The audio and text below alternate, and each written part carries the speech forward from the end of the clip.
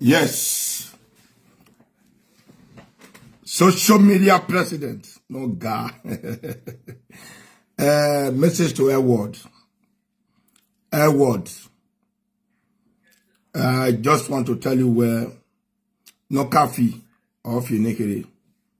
No cake if you're the feeling what. Intention. Ne.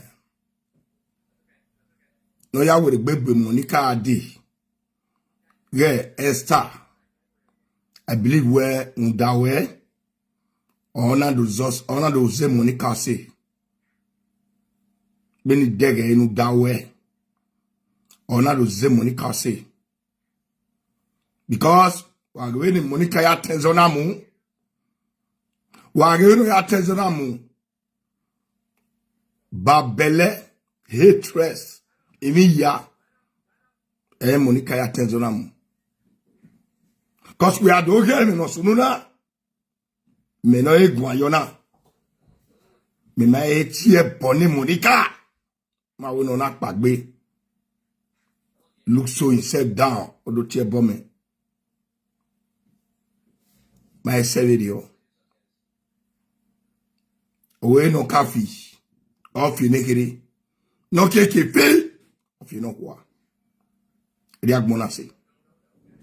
But it don't take where tido zaze wenye or tido tie bonwe. Monica, ma do tie bonwe. But the truth enya tamawe. The truth enya tamawe. You know geleje na me where the okpa won bone. Uri okpa won bo wian. Ade okwe vak pa ni die. Okwe vak pa ni die. Enu uri okpa won bo no akwa yan. I will not deg, no man no tell it they are bastard. I man not deg, no man no tell it they are bastard. Or koike no adolo you. No adolo niya. Ale miwe egbuwe. E destiny na mi adolo. Ogogo wenune. Ogogo nene. Dok be no masaba waeno. Wenene o nekerenia game bo osobuwe ade where ijenije emi ya no wewu you forgive you we ni ba mokoko yes and we will not join you no join you iriate etono here anyamana etono here benita no de etono ka he no o hare my de babishima e nana ma joge esumepun Oyo ha beta ma okbene o no da hena cause ma pia me go there no get na with marriage yes oyo eze majo sumepu na I wa pia yo ono wa gbokiki so e kege ni ona weti ona tama na we getona ona wo ma e problem ni bero ma we kan eko then iye Melissa no sunwu eto no be viore okpawo eto dara no ya o han mu efo awa igo na ya deto di mo fi mamie igo na ya doto di mo fi gwalo o ile ba ge o bo wa si me 100% me ri live video idu amu dagbo egwegwe oni do ya yin ope yin oku Bini mas we Talobo ne kuwa vu wa ya pe but the night time wena ugbe igbina ejuma trafficking weti ara ha musa weti ya musa ya we ni ate boyo yiwan ni ari bebogie akwe ya ati wan yilala Wara go pagunwe ni ya free go wa. Wara go gunwe we ge ni wa mama yi free e. Wana do ahun sa. Mo gbogbo me. Gba mana ahun sa. E ga we free o go no ga ugu me 100,000, me 50,000, me 200 million. E ge ni must to free e. ya hegbiani emani free de je we aro won ti free e do ma we aro o se we na aro e free e nobody no pay ne nobody no go gun so avec gbe million magba as a no one we hin as o pogo no go hin why ni go hin ari no Facebook yes maybe o men go ya hin but e me ya hin o salon point no so na e mo tinya to deveta e yenu o ga no go bibe ni me na mo video da bi me mana ina no mi mota monica mind no way monica vi video ni la dia give no win my me laja do te pon wa because e no gbera ne e no gbera ne ogbera ne de ka go egbon wo je boy ni pege ni o ma ta ese kenije awon be ni we anyin no wo mu ezo ni gime wo to bo hen wo mu ezo ni gime iro gba me butie me we ge no ko da ye hu e o na wo sunu na e pa ni ga ya tiezo and you really send me that money but we kwani me boys of war we kwani me boy of war we ke la dia ya fi tie bono ga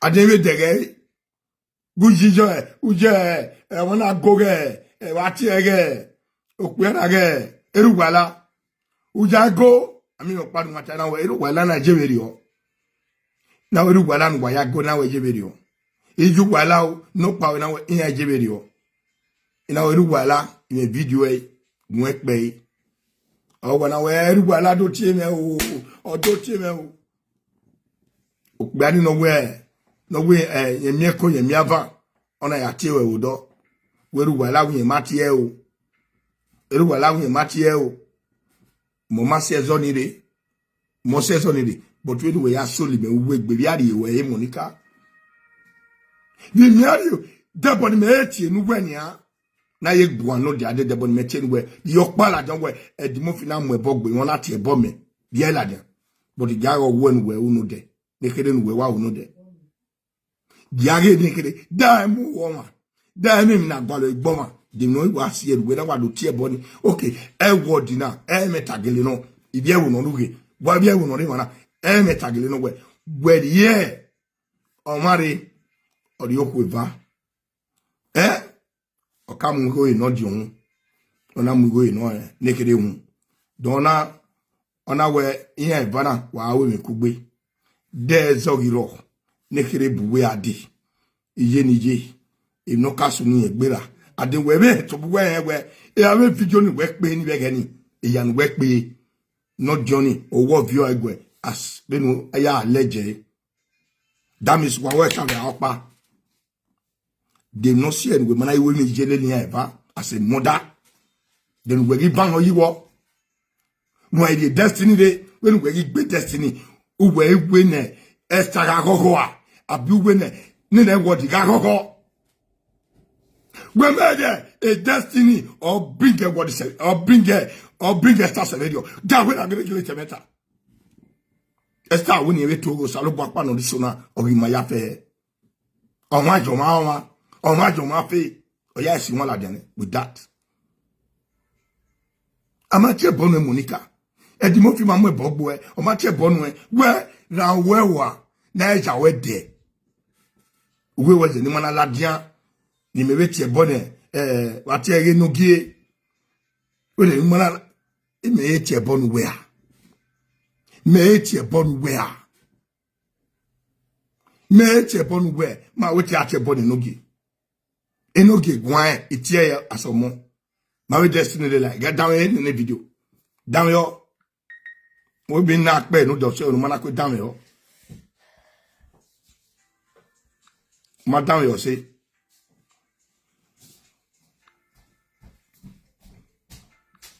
ye wa bu we de adogu we gwan down yo in the video Monica do down yo nu ya he we e wa ronge mana down yo say o wa onu tie bo me eyan we maybe esther give well maybe onyi we no maybe Omaru where Ove la Diane, don't ye bonnet, don't ye bon lade, may it ye bonwe. Ukbo Beranine. But to David and Tamawe. We need Jellian. We need Jellian because stand where any, a destiny where one kakabo. Or where on I will be, when you buyer, when you are partner, a kinigo kevere, a sauce, or a guest tower. Also, I am manager, one Nestania, a destiny and manager. Though it's pure with Yene, I don't know. But destiny is the manager. Now with the boy where or the one in way. But in music, where's no law? A destiny is manager. Dana wo don ave yiru way. But on ma che bonu Monica. E ga nyi video. E ga video. Ba wena. O ma ro pa. No do gwesi mi we. Ero. Salo u yo moto. Eriak mo ya beji. Eriak mo yaji. Wena we u yo moto. Omona we de ra we u yo wota o. Ijwe na we u yo wota o. We veri na we do u yo moto. No ma that no big buffer way yo, but only when I get Gueguan. Only when I get the Gueguan. Where when I go, we can't give me a platform where we made the game. When you tell me do that, with Monica, and don't say no. Okay, you are just saying your own. But no matter warrantable, Monica, no matter warrantable. Or one who la Javena, no do tear bono say 100 is a way. I will tell you the truth. Only the truth shall say, yes, a time animal wago to boy to total way. A man I watch a bonamate bombe. Was soon we all warriors in Mariazen eating. And let any atama we jelly be a cana. Monica, we jelly near. We jelly near. And Ugbe destiny. Ugbe what? Why, yeah. And then, I'm not even near Baboni again. Esther, where's one bed? Be two with Dore and Yapamo. Monica were there, Yambo, Teneta. Gagbon, why to do the Yambo? Why the Yam bonnet? Why is it Gada Estane on a wapping bear or a pump away? Or a pump away? That way, gay! And Emma. The day being a day yak be, it also put the money live video presenter now, also put my match hall. Yes, a favor where we are nowhere, a success is buade. It can still come to another person tomorrow. Eriak Monaji, Omuyomure, the world is run about. It's circle. Bege, it's always like that every time in the life. And nobody can take your progress from you. I might be your money. So what is that mission, motive? We don't want that. We know that. We record, we make it in a one Monica, Itama, Etia Bono, settle in, bring ya back. We need near Monica, Egia Yawe there. Egia Yawe there. Yea, in the destiny to boy time. Every day. And we watch up to check on a winner.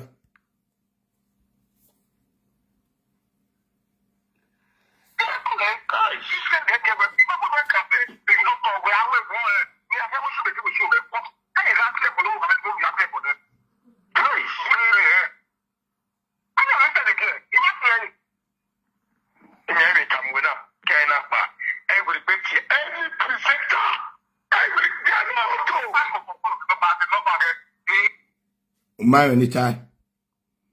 I will great any presenter. Ya will say gbime. We are not now. Ya say gbime. Timaropa. Uda ogbera we gbera ni ne. We rubala. We mas we ya nubu wa. Adam yo as a woman we claim we little word we more ya fe we they are all doing well. This is the time. Emi yan kauni bie yakwa. Bie yakwa nuya la. Bina ya mudiane e family e me here the family we saga maybe that can be not pay better there any better there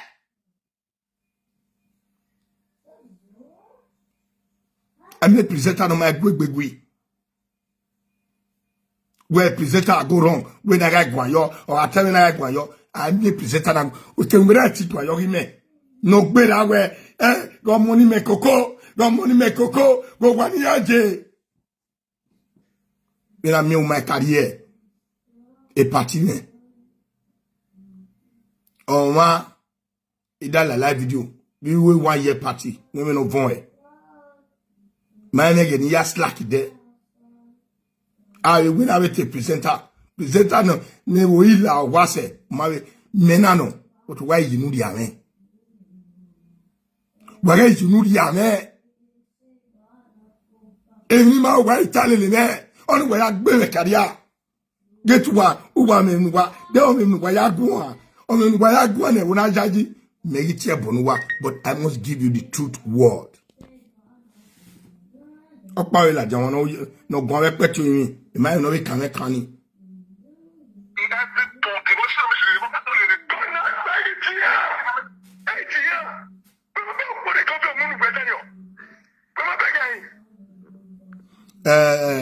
Anna Rose James, you said I cannot control Monica. I am not controlling Monica.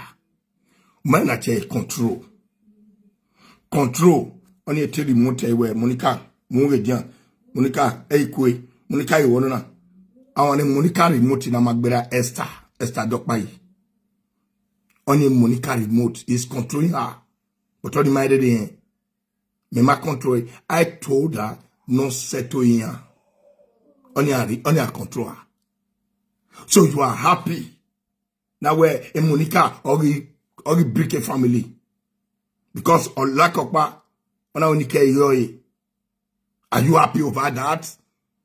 Don't want to working okay when we na wa go me iyore ya wa dey fun e iyore na where me wa avio gbugbe e ti oni broke wu wa ni that event na control ni here water na yi Rose James don't mind when I agree here with a gbe ya learn ma abi even ya control wa Facebook ni no wa so na gbe yo gbere ni this time ti gwale wa I'm not looking for anybody money this time I said second promise Edmurphy is to let the whole world know what is going on okben wa ke gbe yo gbere wa gbe yo gbere wa mi o na no we do tebo ni Monica wa kwa so we beboy no do tebo ni elolo wa so we boy no do tebo ni ati agbaika ni abi agbaika wa separate na wa so we eru waje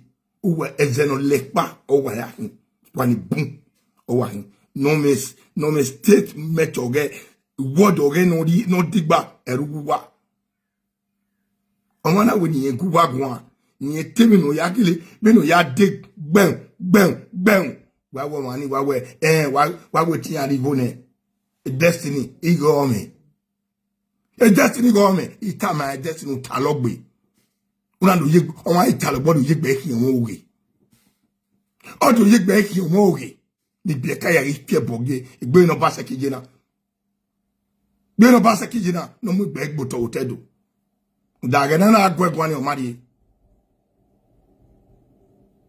Monica win gun yes ogun okon no ladian ona biebo na abionia but ukbele no where Esther we like even we marry love destiny gabag boden na telenta we marry love destiny cause when we ya we na mene Monica ma emu awa me ladian do ta what to we live video my we dey adeni we won pa no we jame we o Esther mo you go won na bi we to we daddy na bi to we dase na o mini ko boy agon e nu we una e mari boyo ma do na we kin te o tenu na e word o we no opa wa bahin abi we yi lo we ma go alodo ni we la live video do ate honey why ti gbe o wa honey but to ore is that a good life but we Umenwan ge alalwe or tiebono do when I will donu na la jan do tiebone but when I to go do je when I do je no black. Look at this. What to why total wow in metana abi wa when I go wa hin ogodi ba be kuwa ogodi ba be kuwa. Monica is a good woman. Imagine bad woman. No. Presenters in the boom, they are good people. But of a young one where as you know claim when the boom around die is a good thing. Where advice is a good thing. But you ain't young one where now. Or young one would just stand as a real woman who ain't any. Or you want stand. Tori Facebook no do break a home. As far as then I will say I might break again. So never could anybody break over. I mean, not talk with maybe I say where but why not love yes a Jena where a destiny or we love Esther but the nena. At the Esther or we be destiny in a Jena who can beno. Wo who can be yage wo who can be yage be me. Starting the destiny, no amount and one. But when we aim, no bonnet, we do not tell not that way. You're not blocking up, you're not blocking up, you're not blocking up. When my blocking me, my block away. If you had to live video, you're not blocking up. When I block the movie, you're not a blocking women, you know, ma. Umenwan block with live video now, whatever, ma. Umenwan block. Non, vous pouvez dire, tu pas, là, où, Monica, là, il y a là, qui est pas de mon fils là, où, qui est là, où, qui est, à nous, maman bloqué. Et nous venons hier. Et il a gueulé à gomo, et il a gomo bon, Monica, ouais, ok, et il n'y a pas, il m'a là, ou, maybe, ou, winena, ou, yorena, il est bloqué avec bon mayonia. Anybody we are there when I we go live video now where the movie you get 50 euro ne you do your brother or we are there. Why you got more but why you got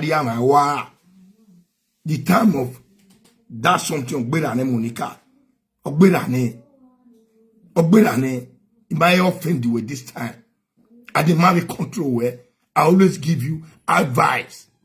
I know what my people, I know what everybody in one me bonana niata. They are some of them they are camelo. Maybe when we are going agua. Maybe when we are going agua. No one will yid in way. Albano yagwe. But this is the time we are going aguani. You will be a West Agua. Your destiny ekoko. Maunu gwa live video. Ti ekoko. Ti nokpa. Koso gwene. No ya gwe here. Ti nyawe koko. Nuka miyawe. Matana unu lawe. Esther ewe wona. Nene word. Wewe ewe. Or de destiny ma mwikbe no yari okwe vage. Esther wune hendiye. They will not say what they are. Not what they were. They will not say what they are. Because when we wena. And I'm here where what the day turn out work where you will not be happy. Or Esther, or a destiny, if you soon die, will you be happy?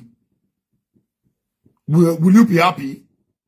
Eto amudia where imani mudia ne para tama daddy or image a destiny love Esther veni marry destiny we nu digo pa or we nu digo we no be ma. Cause wa une o ma akwane tori e. Onga kwane tori ye a destiny kwa ye bestane a destiny kwa ye bestane ye sakaje mabe tori almost mose base ni destiny won mo wa ara won ma do awon wa gogo no ara won ma do awon moto gogo no ara won ma do awon pon gogo no o ma egbo man ya do fle. Oh no, Monica. The truth needs to be told. A live video, man. You do the chebono. Or I tell you, chebono. I'm not my better destiny. but he do ke na we e da go ti je weti de we se ho do won wa fi agbe egun a o mo ogun gbe a we me ogun gbe a ya ge video me ya ni e ka wo ke no me afa ni we me mo ogbeide ya le me yi tam we na gbe na wa la dian na do atebo me o ke ni fancy we la dian ya we ka ma we egbe mi na epa wa go egun a they are best working with maybe in change anywhere Abbas let it be. But go everyone where a family now in your but this time and a better no wet it away. Esther or a breadwinner here. Or a cake or here. Or a egg or here. Esther no. So they don't tell anywhere or your word the larger weather. Well, our win here 8 million direct on a do pay on a do pay money. Yes, it you who heke no yamudia. Okay, they know you una. They are bana we were set way. Yeah, how won't we set way one? My presenter me, my live video presenter me. Eti maya gbe abi eti maya. You might make a home in a perfect way. You will make a home. Jai ni we no ma. De nana. Ni akatalele we no we di oni ya for di eni ya enyore. Upo we gbe la ni ne Monica. Di oni ya enyore. Ye enyore odo mana o mana tie bo no ma, o mana to no na, o mana to no na, o mana to na, o na to na, ana do miegwe iya. Even we take do ade or donaha or maso mai or yeti I love you darling, I love you darling. Oh worry win video. When we win where you wawe ya nika win. When I win you wanika ya win. The Esther, the award, the destiny, try as much as possible. You are set away. Uje pisi agunya ya. Uje pisi agunya ya. Esther jage we white we mijele ni ona buade ona do mudia kwe ona do mudia kwe so we no mudia kwe ni na we mi jelele ya fe wo ri offend me na e mo offend we adam yo ege na ladia o wa won ara agwe mwezogun e wo na ta o maybe ido accuse we but the thing na way am I tesoni fo in where you have wrong in a tie, no baby wrong in a tie. When I ladian, una do, una ya atiebo, and I send the video nigume. I made the day guifu. No baravi ladian, una we atiebo. Udere, I make it a myogi nokpa, no ladian. It was late. Or where I can't send it. I don't do any affair. Ado ya fe ni ayi be tie bo we ya fe ami we ulada one day na apologize obi gbira ni we ne adame o me yi ewe ije dedian na e o ino yina wa eva na no we eko we nye ye gwan we ka ge ni ade a we me ese ni we platform a but ege no we e good yasunu oyinwana imana we total Imana we met total in our video that because the tension where a police manidora wa no where my music be ode my music died there ni je minister do a heart ona you know shake and me I don't know na mo video and ye kala ke video ya we video man ti oni ke ya la o ye la o because I believe when any emi no proper so ni amoja no na so and shout and I just get mo wo we gwan o ma gwan we ita we mu ko ga agbalo we no we me wa jero wa sidi mi agbale mu ko we me wa agbale mu ko we me one way maybe okay maybe to give him a video die we get we moroko agbalo I mean matter your money be a deck be na dey and I send the video we make like live video Monica don't tear bone where don't have where Monica name agbera poni we again deni I'm making out zo when on my way I'm making out a fresh air way we ya fair phone okay they me yi ladiani awe Monica o settle yana egin ya de egin ya de settle yana okay we ladian what no wait me what why talona no lawa why we destiny oh that why talona lawa here Eva against one here Eva against one and you are happy over it emon we biena agui ina megbezo. Can't you settle there inwardly? Can't you settle there where you are? Then no more way, they no more Larry. You know, by him. Mammy, I did not so run away. Okpaka him. We don't know, Mount Wyatt and one more zonator. Settle here in our movie, where ye in yayo, a walk before. Yak bobo. Oh, yak bobo ini. Where they to work what abuse you worry. They to work where you worry. And near ya tell you with ball lugan. But here you get with my way you worry. Wawa yiruwa. Where we luenwa. Where we esther. When you eat dali na. Wamuzo yoto.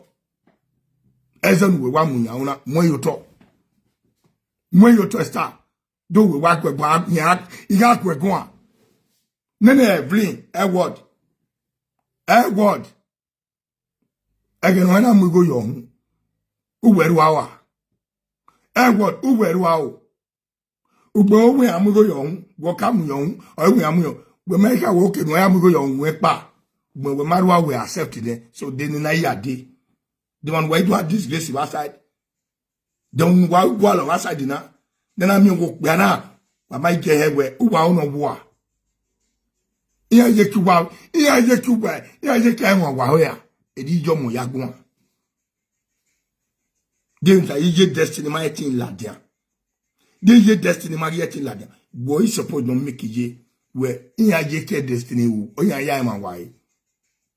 Where ezo agele atawa we marriage na ezo wa ma yeti zien wegbe bo gisu nu gba eva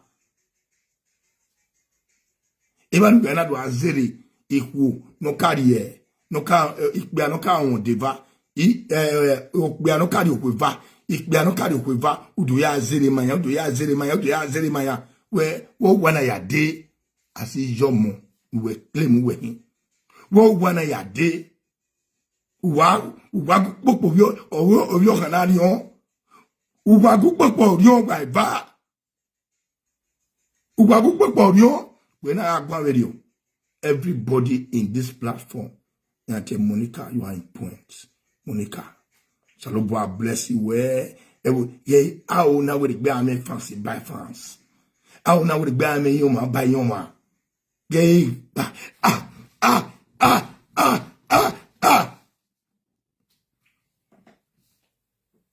Eyeni naketaleni inwe maya pe igbimare adeke mi na ni maya pe ya gbegbe kan mami no wu ma Salobo anu ejimaro pawewu but in a better settle down home. I'm not putting it to you now. As a woman you claim, as a woman, as a good woman, as a lovely woman, settle down home. When I settle down home, that means you want separation from them.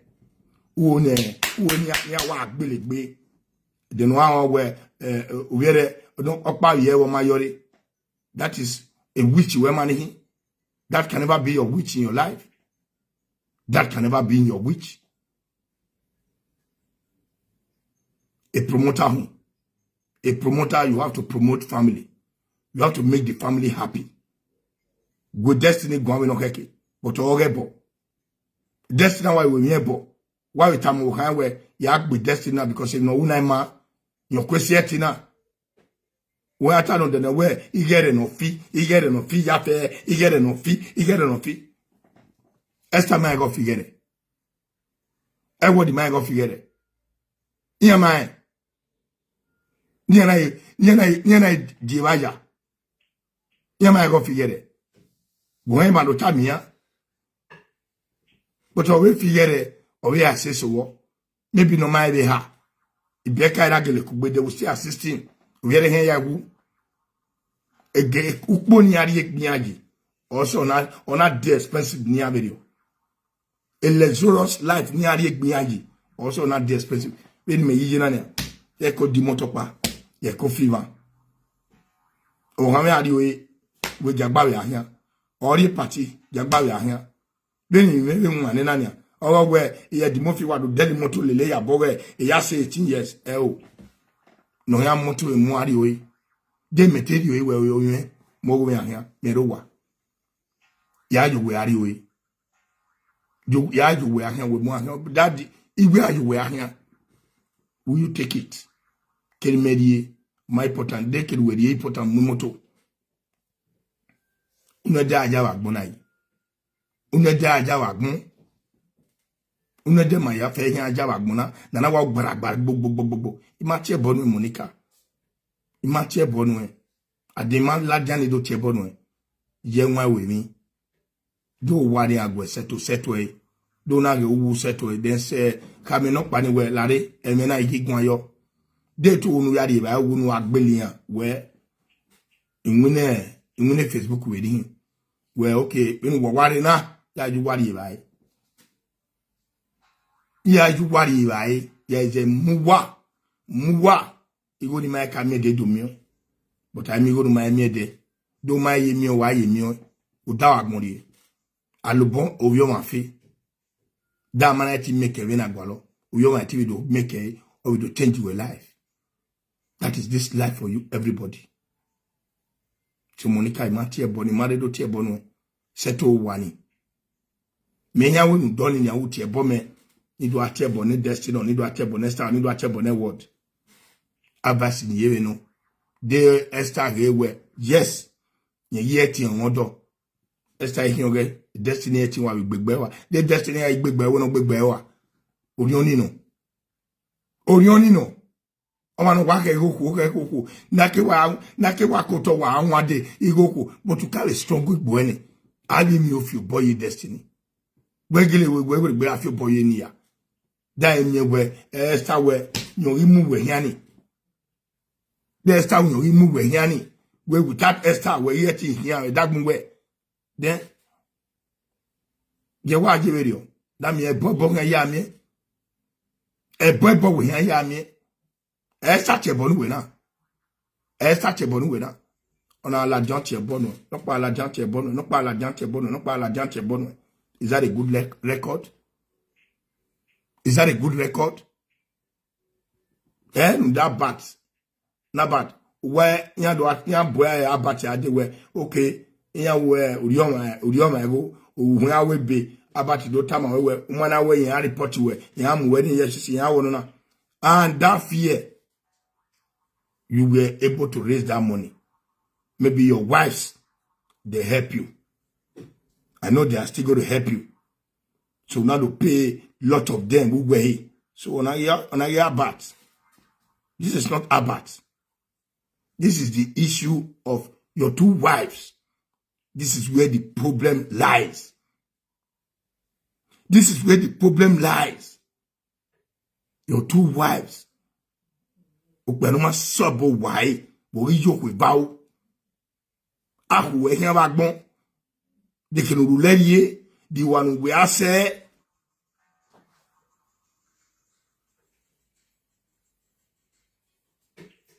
de maro nu we ase ni a nu we kukiania ugi agbon e ni mani make na slow we do gbera ya we jere we e dadu we Umeyoto about 4 years ago, about 3 years ago, or 4 5 years ago. Umeyoto. We hearing like Monati, eri minute the mufina beye. Ilagmonti, they na hiru le bana bak, poto, when we say we give first word duni, emanife, inyagwan. They don't make noise. Yo, when I do buffet, a benny Facebook on Adwaje, ba. On a you fame. On a fame, fame no my negbe. And I think, then we jadi na. You cannot even control your wife's move you are. You cannot control them. Don't let it control, eh? When I see a way, make you go Italian way. And no time on again. And no time on again. Or in a mere way, go to women grudges. Then Monica. Eh? And then Monica, a second wife, way already has a Lord. Now, listen, Adamo.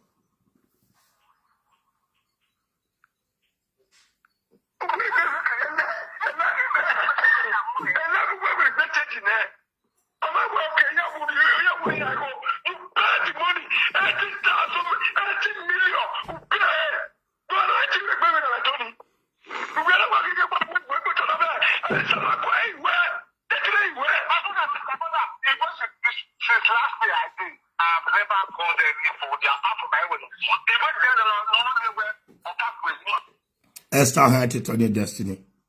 It's only Esther. You are never call anybody. You are never call anybody. Since last year, I did. Day to a lalu na record one. Or if you're well at the end. Well, we might call you again. We are back one. We not any year with that destiny. It will be a problem in your family. Those your wife, you are just ready near your mumboto, near your bad, but in data. We boy everybody one it never the matter we are time star making a claim sense a next matter we are time word destiny why you tell you we buy video why you tell you we buy it bring a star up ne it must you do ne it when you ketene no you see no we someone in where yone now next time you or no name ala loy or not to say agala owe yina destiny owe yina. That is the truth. Because okay, as a man of yourself, no pretend, no make buweri yoto, no ge muau be dagmonwe. Enina logogbo na ge go logogbe. My advice to you, una go logogbe there would our add that to. We know you Esther. There were who you say. When was that a word? Because of a monomenue. There radio, I can't be no my digi. Oh, go pass one. I can't be no my digi ne. Now, Esther. Ordinary say the bed. Esther, or Genesis. Yeah, a word, egui. Yeah, take off your baby. Anything of baby where did you agbalo? In my son, you say, yeah, when Esther, you magbaro. I believe Esther will open his own mind because Esther go away why you. Esther we why you. In my day, oh, what I have for. We no love ye or yatamawe. Or I know we know that name your yatamawe. Then you will see your life. Oh, a bit this smooth. Oh, a bit good. Okay, we not this now. No can wear yard. No can wear no partition to boy your worker. Eraveto. Erubeveto ye. Erubeveto ye. I mean, we're to be where the destiny no there. Destiny na moyate jigoge or do ken beka yowero. Against a hankwe. There would not the book west a hankwe. Because I no be nyega labian ogbeno kekokia ogbeno kekode we kan me oji ati gwestanu ati gwonu we ti le gwonu we no ri eyowa So don't when you tamagbona, what did you want to tell the whole world now? Ben yagewe. Ben yagewe. Iwa assist you. Iwa assess you. Kungwa joto. Where till you quiver. Destiny. Ori boom baby boy. Where till you quiver. What close here today? Close here from your heart. Where I cannot marry 2 wives. I cannot marry 2 wives. Hey, mwagmo. Hey, mwagmo. Genonye se de bed. Genonye se nukweli. Digo beboa. Digo ya accuse wrong. Digo ya accuse wrong. I'm telling you. Esther. Obono mwigo no. Ben Esther mwigo. Ele wodi mwigo. You understand? Ben Esther mwigo. Ele wodi mwigo. Wati we di no ye se we bed. No we dey se we bed. Oya we me make it amen a good heart. Make it amen a good mind. Make it out to sera we to say you we obi gogo we dia mo ken bi you we. Ave siro na ogbokpia. Ave siro na we go suwe no diun we. We go suwe no re asada no diun we. Eskimi not diun we. We give no who. We ya we ni. Do marry gay we maybe we level soy. We go soy. We gwalo mavi. We ni ruwa la eje me go sena. Igo ni ruwa la me. Boeze you know. Oye pi. But oma mwede wi yan ri okweva. Oma talaja wi yan ri okweva. Okpa eyan yiro. Okpa. Owo ha ni omo like gold. Okola do bo bi ene. Ogo ko no ko ni bie. But eyiju wala ku. Eyaku ason, eyaku ava. No wata to ogo wa no.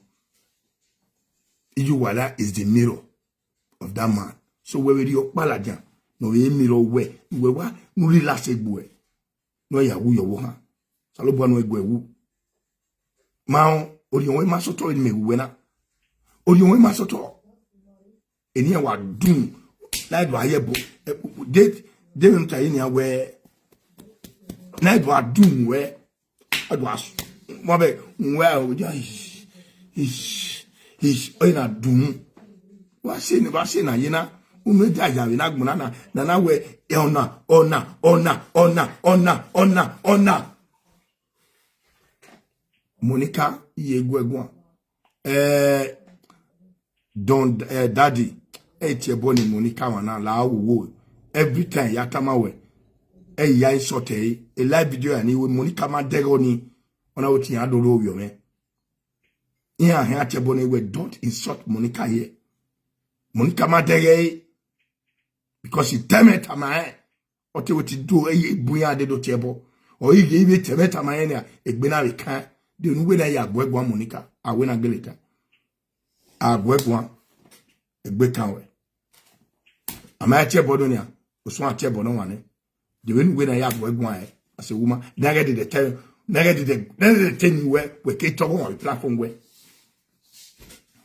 when me mo video da me many me be si mo da we me ma mo da we there una the we okay we gwan yo na so ate go wa o eje wa ahun wa do boy mo wa ni kedo ade we edi mo fi wa de ma yiye wa ki ma boy we edi mo fi o we ireze we awa bo wa edi mo fi awa do wa a live video na your cash when we time no the work cash monetization yes or you going to work wayo no magwesi yen since we yi dere we yi o da si me yi epa why am money that if you do ya fe ke fancy me ke ya o ga donate na di mo fi no ya we yi we me na agu we ya we yi we me na do point na wa Monica no na mama so enu ewu eti o ma ikenu gwan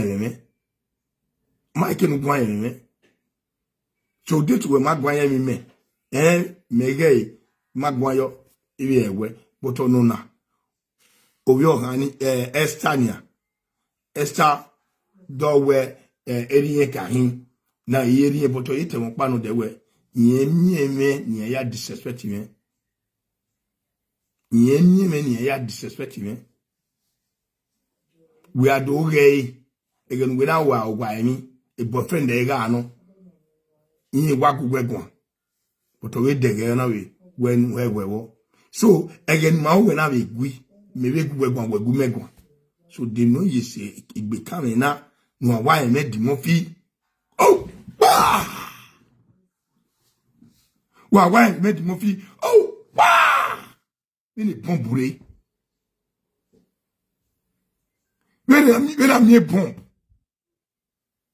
okay wo won ye fancy where ya like where bumwe o no jon e boto o no si o no ma tie bonu e umu egboto oni fancy we boy we wa akpobo lelewe we wa akpobo lelewe but he married do tie bonu e anybody no really dey video ni u ma do tie bonu we ina moto nyaun egbene no na tawon age no gwa we peti oyin yes Sylvia bono we gwa we peti oyin ya gwa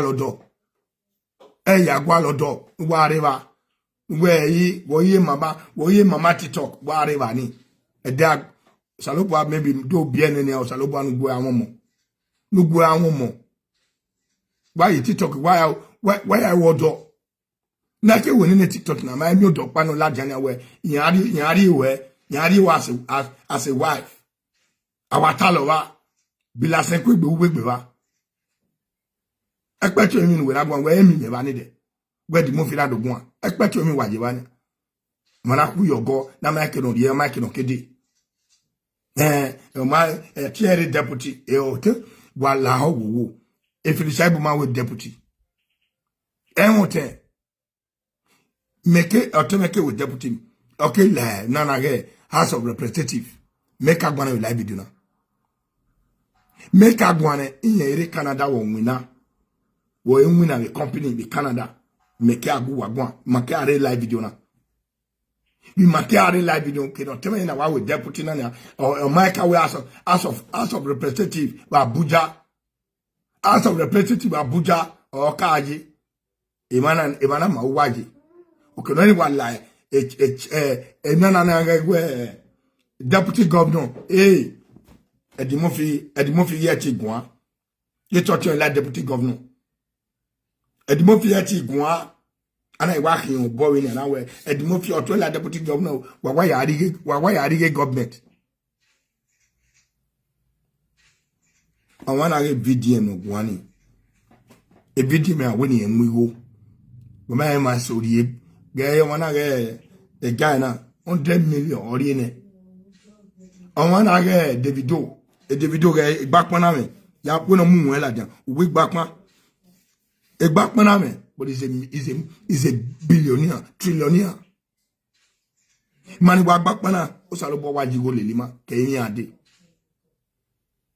o wajigo lelima gunwe Davido yage we yage o salobo wajigo lelima we wani bi edo no tabidian nemu me yu bien no keke no ogbo ma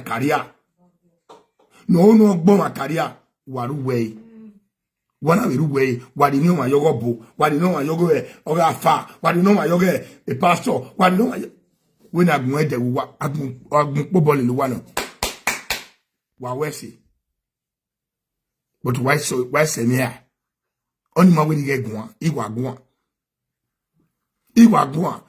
mana me na gbina ni ne no pe wo re what me mana me ku gbina le why so gbina ni le PDP me na we o pe wo mo suwin mana me na tai abi wo me na tai wo ya won live video mana me na tai again now we talk House of Rep live video mana me na tai me na tai Demi magwan live video e wani ke ahun we change the motion and get your vote okpeworo APC get your vote mo ti je me ya vote ne no change the motion mo ti ra me no da me vote na te area ya we you born awun egbe that is one thing ke no tell na wala anu na the motion Or the boy with the appointment me, I will show it to the whole world. Where appointment me no tell me na hin. Wa go ekpon we o tell me governor. E ya ti agbokpopo nya. Ye ti agbokpopo yo ho. Where o mana ye go, mana ya appointment me o tell me ja wa wulo. On wa here. When Sonia. On we here Sonia. Uwe tu we like governor or deputy or chairman. When we be, when we be, when we on ilaja. On makagu wagon wa onu wadu gwa yetu wa mahara. Nina hara no do igwe. Awa arugbe baby wa wene awaladia. Hey, aweladia o come mommy. Wa keche mommy. O gbe amabu ware. Wa yagbu waku ne min wa yaku agmota odo fi wa enubu odo mien we ayagwa lodo wa ma odo important say life in wa ni so lona wa ma odo important da woni pe ari kweva awon ari kweva e pe ya ti be di kweva o pa no toge e ti di kweva o pene kwese me eti yokuba uwari yokuba ne okwedu azime no ya season ikwe nu die na mewe inu keke were ye gbelegbin awa de na do fopa so destiny my son me or my son on the quiver so when gebe nu kai no say na gwegun dey it time the whole world ni ga pe won Adam yo.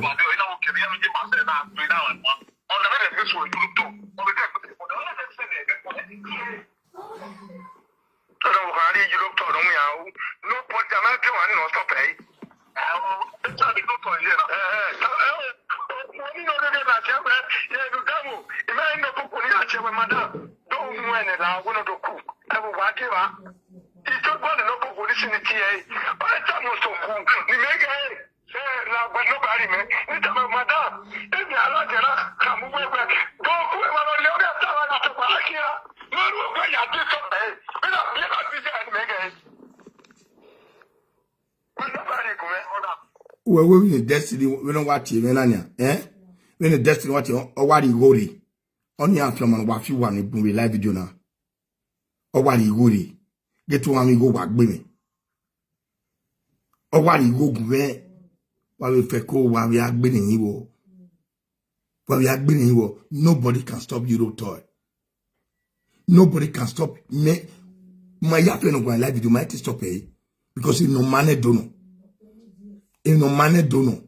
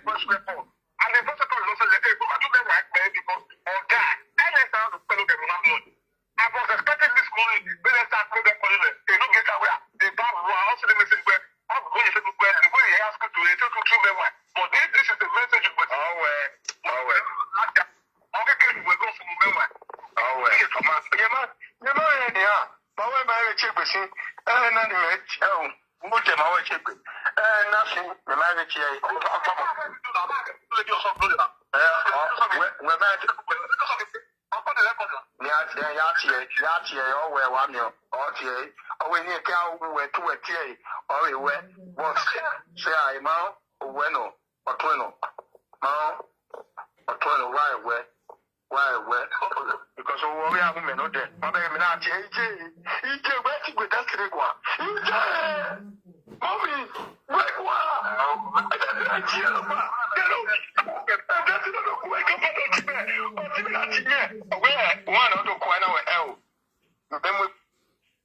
Ada Berry, you know, you're talking no guinea. I beg for it. It may equal everybody in my affair. Na moya smile. Ni ma ikpokpo gbima. Ma make ma ikpokpo gbima die. Monica is enough. Monica is enough. Try as much as possible.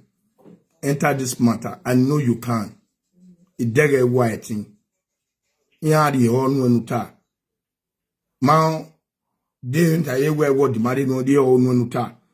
Una do we wa agbe nu zolo nu ladian. No road do me yoni because uteti ya no settle the matter ni erioko ya gbe try no settle matter ni Monica we are the destiny one ya or una ti ame or we destiny ko give away tamora wa we not ti how why you be ti in destiny say destiny want the best it want settlement imagine the boy ni girewa. We ma beg we test this or disobey destiny we know there for coming out at all. When that where nana atine na ladian so you do saga only disrespect we to total we wa pin video na ge Monica wa pin ge to bonu we to we a disrespect na hina ogwe magogo we start what you are why oge on oge no when I do large and when I do tie the same thing bakota Monica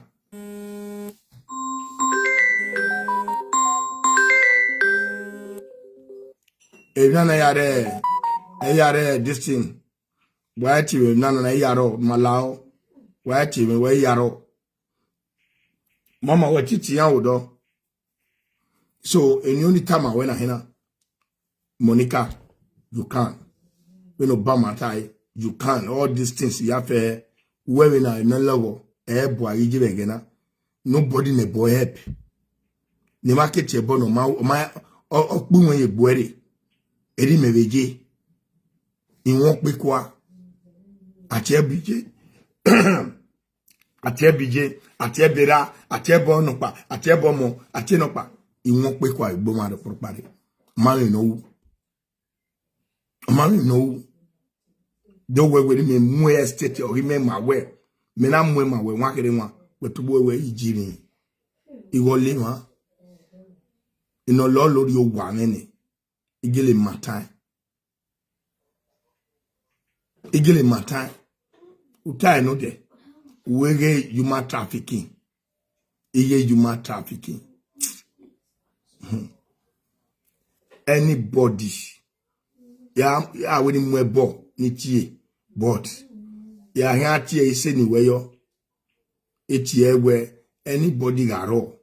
Ye na where ya free a madam guess na do tie me ye. Kino tie kino ma tie me. Where you na we are go gumeni say guess ai. Ikamwegbe. A madam to boy na we go give me. I set me up when you are well fit.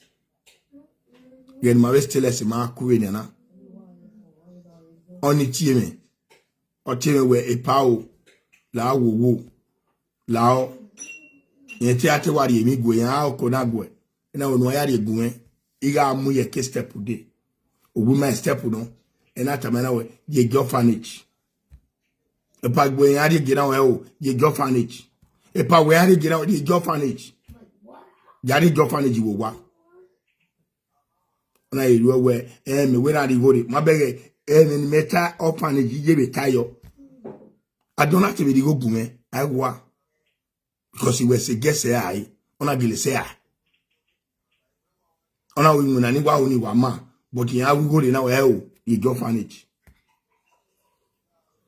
e gets it vaga ame gije bo e vado report mame Italy oga ye e Verona Italiano e da Verona one my iye bodo ye ragbon iye boga no ko ni ye boati e gets e do tie mene na we dare wa yasa and now we are to be able to live video oga yin yi e ye bu ni ga yin yi owo ni emu ye la de na awo a ya mo picture la de ya agbo e gbo ne ne ke agbo e ina wo wa mo guess le o to mu lare we ni to pay 60,000 euro wa gbe wa he before guess ni ke do ta ma pa e guess we ka pay nene ina we go Ebu, my wife pay. This time don't pay. But a yard wag money. A soiree France was soiree ya January. A soiree be can I could tell me ya de bayan. Been de ye do ungrateful you might be. Ungrateful you might be and yet just no boom.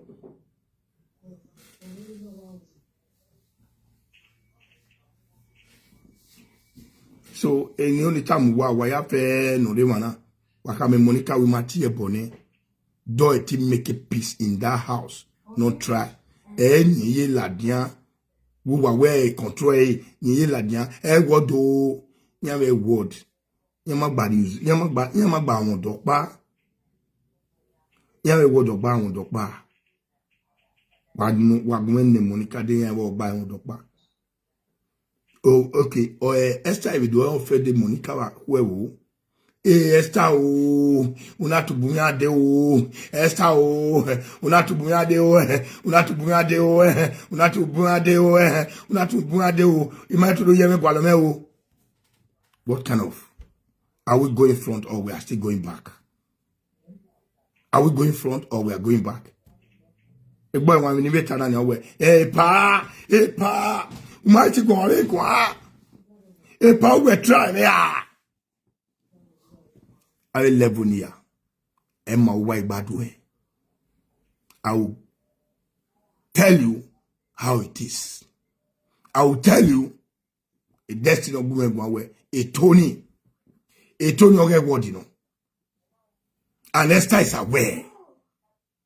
Esther no bala is aware. Is aware. Okay. Down here.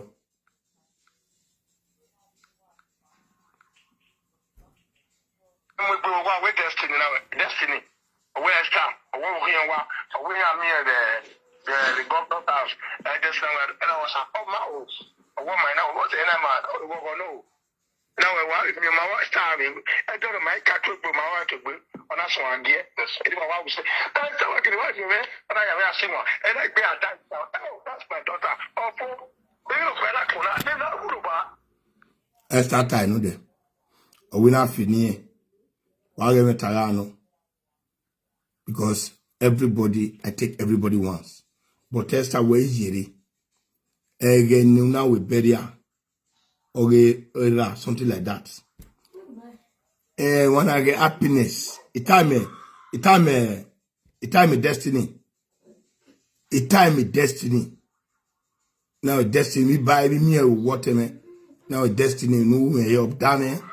We power awa now enu me dame now when I get start low happiness no ya tie boni me owa you know destiny esion you know when no say the man agwa happiness no why do you na wo ani ne to ni we ye na ogani mo bring her up to Facebook now with happiness oga anu na list ali you know one imam no sunnia ya we say you know one na amezo. So you yati me baba de no awia wo ya wo lelewe yawe esi monkey face e mock esi monkey ya bati me ina ti adi go gian yawe the 6,000 gina you the 6,000 gina yawe the 5,000 gina you the 5,000 gina we lare happiness where ti we ina na ge happiness they told you do la januta now happiness where ti wa Avat. We pay well, huh? In our ma. Let me teach you how to fish. Open a Facebook. Open a Facebook. Happiness. Where we open a Facebook. Iwari go gwa, denimari go gwa. The problem is, in our happiness, swan. Agwan kere Facebook. You have your promote way.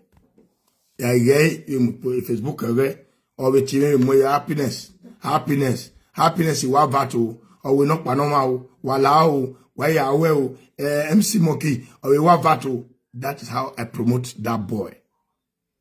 But today, in a video, on a wear a camera, you camera, where you rent a camera, almost 15,000 you rent a camera. In a camera, almost 270,000 euro, 270,000 naira. And okay, yage, we are kage utalogwe. So in a gear, ye destiny. In our camera is 200 something in our the owner, the camera. In our where happiness, or no na rent in when they rent, or do I move away. Away pay moon and our or get to the Aditino, Yadavido, but no na rent with 50,000, I was 6,000 or anywhere. So, I don't tell my way a pow, young business again, young when you wear. We nana normal. Now okay, now we're good. Now we take camera in it. Now you only had 270,000, be 75,000. And I know also know. Me time when I shaba is aware. Shaba on the electronic kabaka is aware. And I will know issue nanya. Ya mie.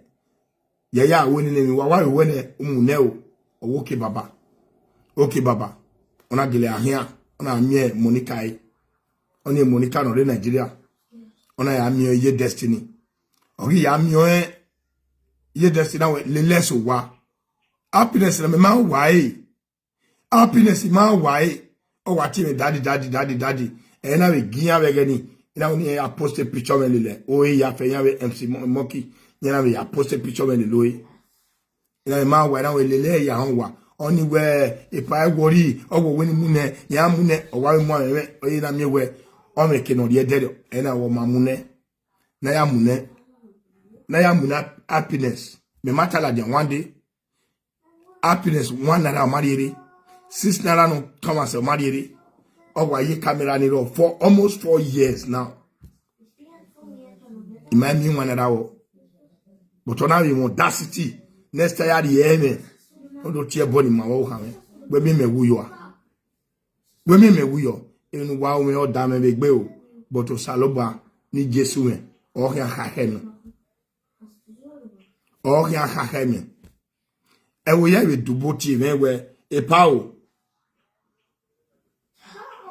o happiness in the go get almost 70,000 happiness ma we ni me in the 6,000 get we me do tala dan there ya with happiness wo lo we happiness wo lo we we amume gboto a we me we la jan Facebook na e ya agbegun ya ise gbegun epa ya wa ya wanya anyway do tie we owe ne o you were good avi no ma wu avi na happiness gbe yo ni bu obun na happiness gbe yo o wa bun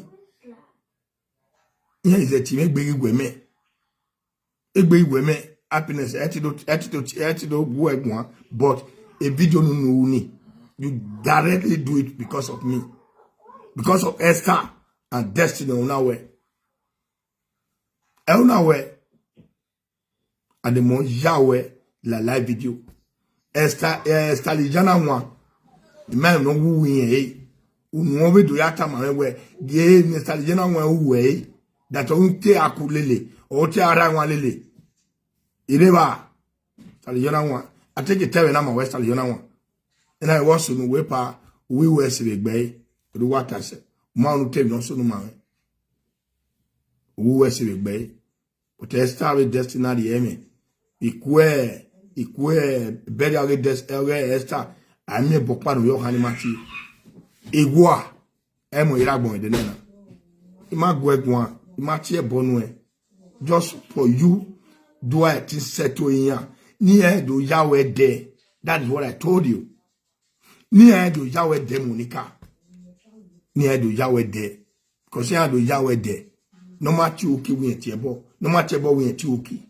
Yeah, where going to be video or where I'm the power. I'm the ultimate. I'm the Okonga. Nobody know Okonga on Facebook now. Tamameni tamawe Facebook hi. Tamameni tamawe. There let them know. Me what they were no there. The go fi wa wona pa. Iwa be la den. Iwa be just Monica. Agbera ni ne. Aizo wo gege na. Agbera ni ne. Odero pareba. Odero pareba. Very tawe ni ya cheme ma yo ni cheme nya eni no enu ri cheme emu me tebu me na re emu no mu me gboto but we nero wa meji ni ne do we ata we yi ebona nopa ami no mata me ave fancy me ya they all believe you so me we tamu we na fans of the mating where you we dog we settle it. There we settle. They mo we bon one pa. They to achebon yao. We have bide Facebook well. We achebon desk on air wado. We have bide Facebook well. It's left for you. But umana unu chebon ya. Why it settle ezona settle enia in a way. Don't know again what it settle nia. Where it's left for you. But I'm not coming here to insult you, Monica. Anybody that talk to me, we are no telling in a lalueni. A lalueni. Stop enogi, okay, enogi matter. Enogi. I'm not putting it to you today. Well, or no west in Oma. A destiny is a man of talent and also good heart. Nogi. Good heart. Wagilian where you get love me. I'm there for you. Eche boni destiny. Eche boni destiny. Eche ne. Do be there. A Facebook or build the YouTube way. The YouTube that be built. Now, August and Bogunan Wedwari Yati na Umenwan this thing about 4 years ago. When it's a Dabogun Ladia. This thing carries soon. And I get a fear. A destiny what tie. A destiny what tie. And David Tajenia, where akobeghian, onagile away again imodo. Emodo, David Tajona gile away, Omamo Sesea, Ene Kebia, Ene Gorgeous Winwea. At your boy away, Okwano, you call white away, Eti is the girlfriend there. A cost mano. It's not a cause. It's not a cause. They don't even Ebagua now the muene. Yeah. Even a Catalan where ye muene. Oh mama nya wene. Oh mo doa. The man atalo you woni. Awe destiny say etu muema. But it's a emodo. Emodo. Oh, ye gay. Oh, ye gay. Oh, me wa. Oh, mo de. Oh, me yana yaku. Oh, we guasi wa. No, na go to bed you bauru. No way, no go to bed. On rope on swageni. A yana cast ya. Okay, I'm going to soundtrack again. Yadi. That could be Yama, one way he way. Any boyfriend, ye. Yena Itawona. Where when I Umenwan Umenwan ya yo hani ge akobeghian o ka we mai wo we nya O ti to ladia we like na we. Ye ma wo we nya. Ena na tana. Emi ya fe na do agbele boma ye na do achebo yi. Ma noge so c'est destiny a.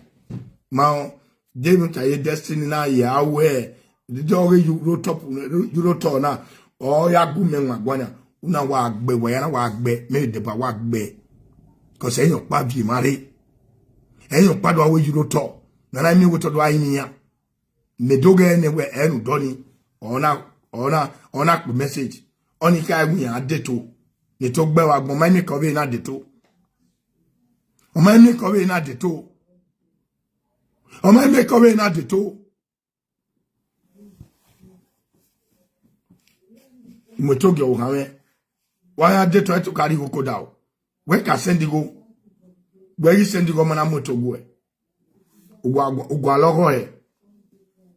Ah, when we catch the best standing over anywhere. Esther, you have a destiny hero. Anybody can sleep with Esther. Esther is now free. I tell you, I saw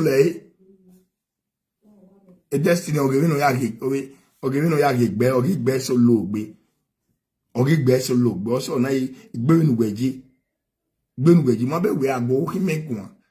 No, I took boy, I don't took boy, I have it. Or to board, they are not to board then because oh have a good dimeno. Then we give Kevin a good bueno. So where we oh woman very good, especially managua, amanagua, when Monica, you know, the near the magua wagua, more poster picture, a doma degay, one day Facebook Ramadegay. Wound ye muladia, imagine mo posa we have we nana but we had you be like me na dey give me no dey una dey give o kan egbe do di ma Monica e ma che bonu e o egbe kan we video Monica egbe kan we video awe fancy we ya awe ma ya fe no lele we hia we ni awe agu egun we Monica we awe mi je do like mother egbe ga kan bad beach is it go nowhere this time around. Uhonu ladian do tie body movie. Iga ladian tie body, but wa gwani ya abas, wa abas. We is again me abas we e pass wo head wa gbene yo we. E man and we tie body no we adisi. O ma tie no Monica say no any ma bega we ado mi ne ra bi yeru pon yi. E man no te love we. Expom ye ma wena when I la diana do tie bonia e man wete wo love weni e so do feel if e ba do feel ko wo when ma tie bonu but e ti gwalinya ropa e gwalinya e me yin awu do have your woman o e gwe je ya ba we dash mani dia e be go pa de we do ri go me e gan wa we ni ko ni na gwe onore London ni ma ni se ni when me medogbe na na do tie bonu a when omozuo na ata we enu biere ma wo we o ya me ladian when we tie bonus we me ladian na do go egun we Monica tie bonu o ka we wu enu we mi o a fanso we ro madege o to mozuo we wa we ladian we enene mi ask aka lo yeke me you don't ask na we gun ka no ne o I must find out the tea e gele no awe gbe ask them bo o we ma mi ko na wa o botian gun be the WhatsApp now e ji mi eri o ma ba ma oge a wa mu adulterous wa mu kon wa do pe no ka lele oni do bago when pe so wa gwali go boko they all their life is money from the woman. It been in destiny wajena. Destiny wajena. Okumana rirene, okumana une. Adu ya mwibo wabuto. Kudu ya goma lo. Ikame, igime, estorino. Ikame, wajime. Oko ya respect okuya.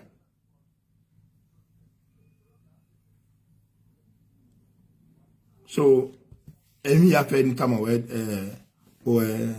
Monica we gbe ladian do kebo ma and then where we pe video we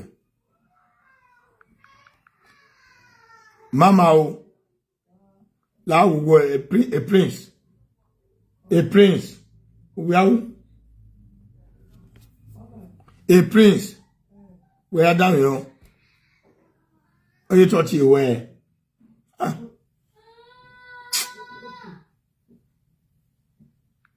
My life. Yeah, not tomorrow. Because you have to go Monica one. You have to go Monica one. We don't tell you that. You go to where down. It's okay. We look at the photo. Okay. Show the photo. Are you mad? I say Dare, one of you not aware. We know Jena winning Gregwan. Or can it come my no mwezo na yo to. Or side we had to Gregwan. Cause in with the beam we high. Emonica with beam we high. Oh, it beam we high. Oh, it beam we high. Oh, it beam we high. Now we all don't have to beam Monica one. Oh, it beam we high. Monica married no young mwezo na yo to. O married Monica mwezo na yo to. Waya fe wa mwezo na yo to. Wama de okay wa tie bone no literally ne gbe ma ho do wa tie bone gba gbo ne no wan we oni we tie bone ni destiny wa be de bone tie de ni we de na ya kana what wa we de na kana barika ona esther no we la dia we ona tie bone na wi ona tie bone na wi ona tie bone na wi no achebo na win then when you know you chebo na why when you chebo so my affair wa gmalu no basis maya the real life video na galu no basis ori maya o da my affair di mari yeke wa so no Sophia be when pe bi na we ma we ni die we National Association of Social. Oh, sorry. What's the name? Oh, charge it. Yeah, me go charge it.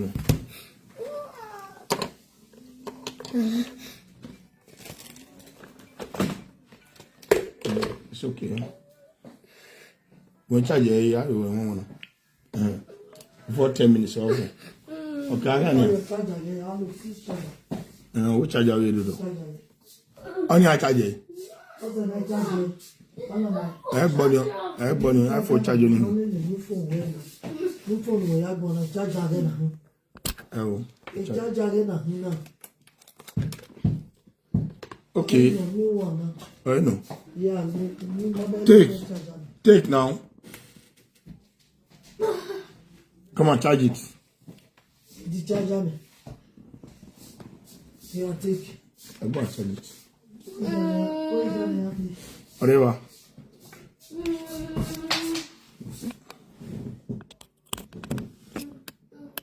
So, if you not tie, guy.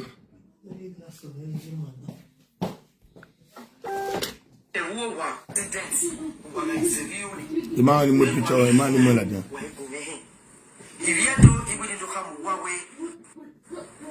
Anang.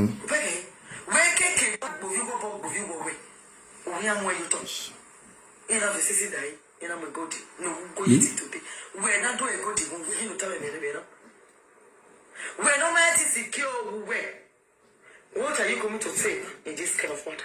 We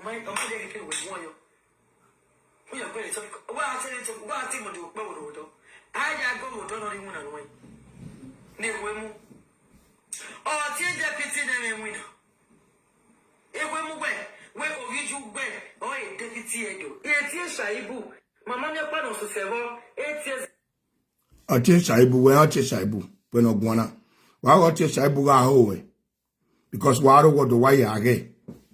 When I wanna, no, you yak bear na. No, you mind you where.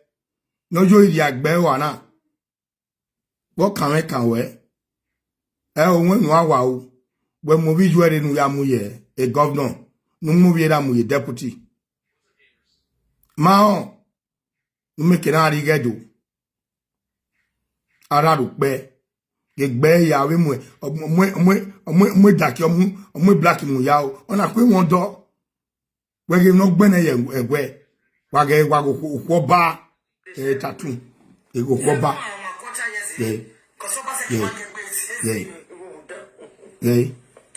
okwo ba na omodoa ona modoa ona wodo ni a awa we gbe soro o egbun wa fi eyo ni gebe no je o wa fi eyo poa egbon na hin a mo se gbe ototo wo o ina ikaladira o ina en sanawia wa de kayo yuwe akemudo ya egbon ina hin na we no na je na ono ma so bo no modo. Hello. Hello. Le live video. Le live video. No benin. If you get a quarter mile out of the Wussia, only about a video.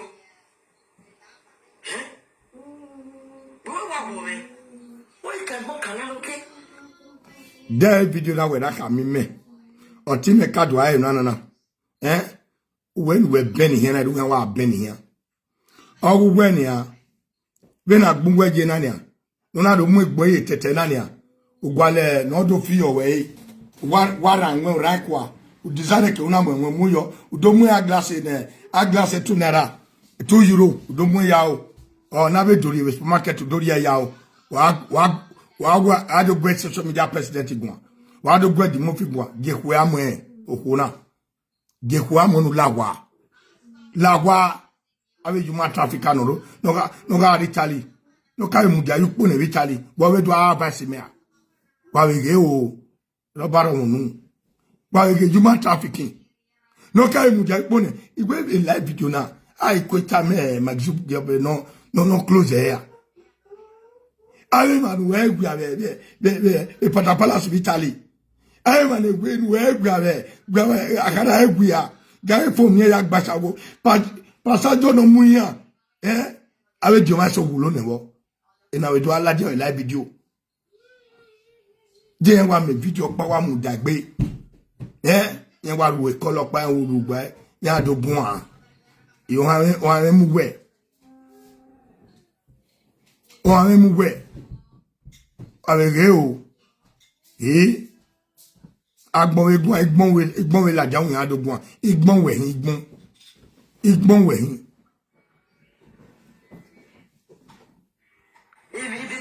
Et so na ye na tie.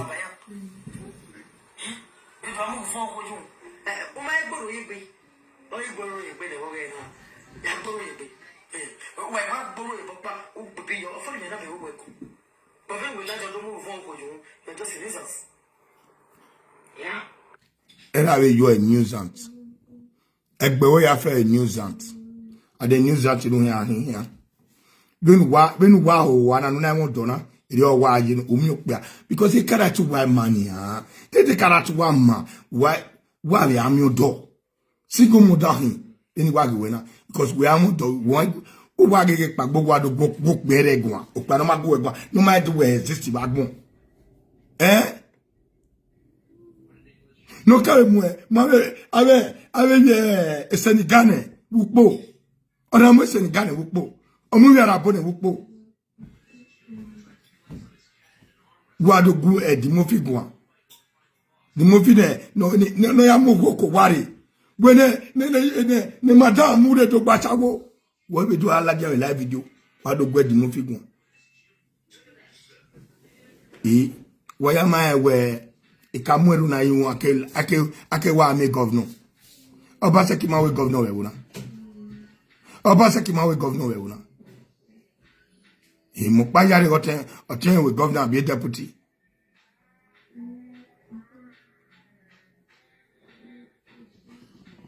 Then wagwan ania. Uwe no te ni me maybe when wa moto nya ya gbe no deni. We wa don because of the run o zin kayo. We ya de kiloba. wa waso wona na ekiro by wa ejo o total nya na wona makpolo se o we ajo na we total nya o je fekun me no fekun se o are emi no ro ye egbe madan ya gwa lodo oni ni awata ya gwa lodo do ma me do bo e jori no mo donu e o bo ti mo fi gbe mo donu e gwe gwa lodo pa ya popa mu nu e ga kan yo no o kan yo no aso ko je tu we so sin una mi no kan kia e ka gbon yo akara e mu na di mo fi we adu mu we odo ladian e ye mo wi bon yo hu e ma le mo ro ye gbe ma le mo ma me ko na gbe bi egbe de we se le gbe bi egbe a we la video na make I mean na wo David gbe bi a gbon ayo gbe se le gbe bi yo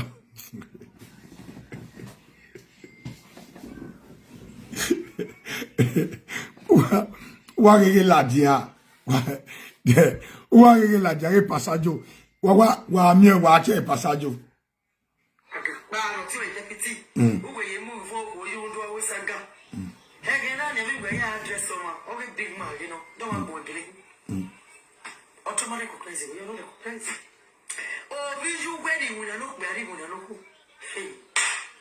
how no bale do ni amazing we na amadi we no wedding mo fi gbe do tabe manana we na kan le do because of visual we our we are moving and why this is ya mi o di time mo no awa ari no o mo yele o we mo do ri ri ani he wa me le contract bo se o pa ma ye o pa le do ri aso le ha e transformer so ya wa mu ba bu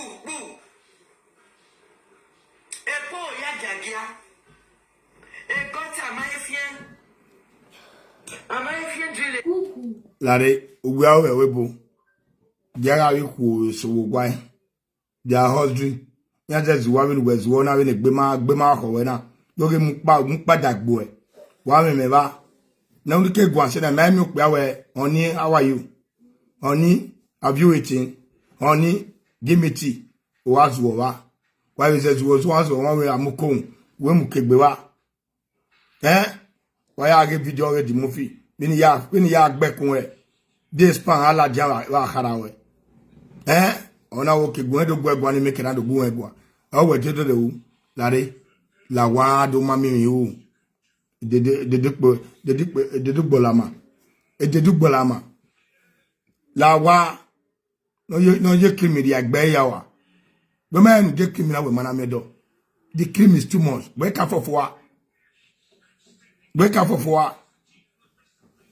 go na wu na be verona be ga ni wo awupo no lajan wo de go na wu na ba wo we sie oni sa wo ya sie kalu when am here for na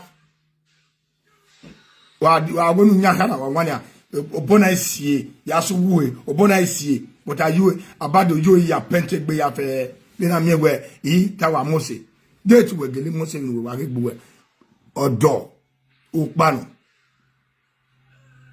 wenu gwa wa amunu kaka wonu o tie okay di epa no se a but o me no abasi wenya wala dian adegbon lare we ya gwale nwuna do we gwale nwuna na ateri ni me we na ri enu we na ri enu we na kana we no na kera ki juani na kana kera ki juani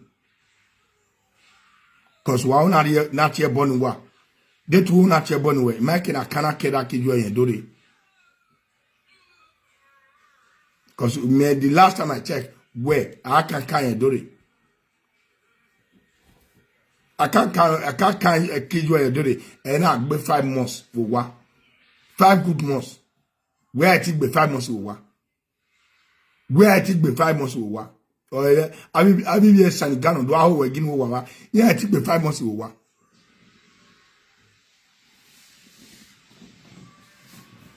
yeah we there we filter e filter wo mu dagbe we filter mu dagbe we mania that is natural mechanical filter mechanical wa mo filter dagbe ni wa do gun wa do nyahara la de kero ba nu ya we gbo o woye e kero ba nu ya we gbo o we go sapolo no gwa do zien yo we because ma even aware Usakora the John the left or the right, or the left, the right, or the one son, one bequa. We are quapo. Then we can, then we Gina, where Miss Road.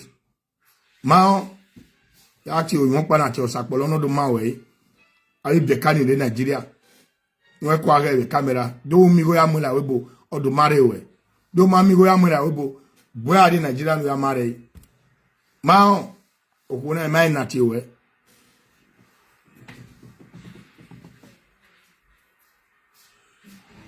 Okay, Monica teacher, my de Monica.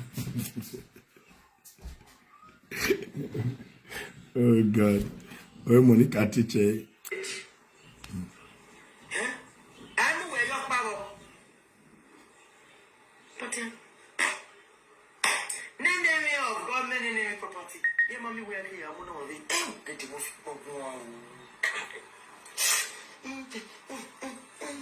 Era mi yo agbongbon metebon wewe keregbe agbe agia asawo igbe agia ni madam mure do gba asawo oso wa ne de mo fi free gbe agia wa doyo wa gbon oso na yen bi abe mu re na bi abie gesire ge ekona egbo won na ga ije bo na ga ha won abejuma trafficker gbe wa no na we no do tie bo wodo na emu girl party no ya la webuna we no do tie bo don ha get bo human trafficking ena human trafficker ayi gbe ma ho won di mo fi o za so we thank we ononare Rita Osasina, thank you my darling. Again, is always a problem in this Facebook. That Rita Osas, our only our lily a platform yahya, our lily yahya, or konakpa, lana konakpa, or only one say, and won't tell me ropa. The hour, ever no Rita Osas. Granny always kusewane, oyo man, a demofi me 10 guests. Rita Osas na. Because he can now miat with the movie. Oh, you know, Zen, Yagwale can agwa the movie one here. Anybody while watch a Rita Osas or you green something gay. Gay. Anywhere na Yagwa the movie one or rule sevane a human trafficking down, no. Or it down at all.